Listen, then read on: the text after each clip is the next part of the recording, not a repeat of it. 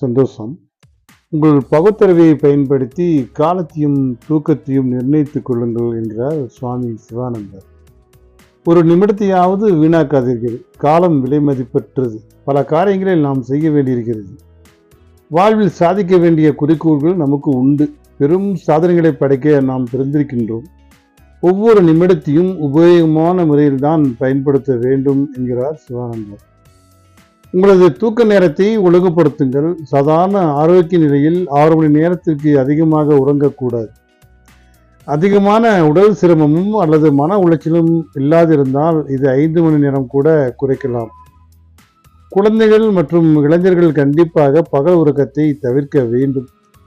இரவில் வெகு நேரம் கண் விழித்து வேலை செய்யும் வழக்கம் உங்களிடம் இருந்தால் பகலில் 1 மணி நேரமாவது நன்றாக உறங்க வேண்டும். எப்பொழுதும் உங்கள் பகுத்தறிவை பயன்படுத்தி உங்களுடைய அந்த காலத்தையும் தூக்கத்தையும் சரியாக மேன்மைப்படுத்தினால், அளவான ஓய்வு எடுத்தால் வாழ்க்கையில் சிரமமில்லாமல் ஒரு காரியத்தை ஜெயிக்க முடியும் என்கிறார் சிவானந்தர். சந்தோஷம். வாழ்க வளமுடன்.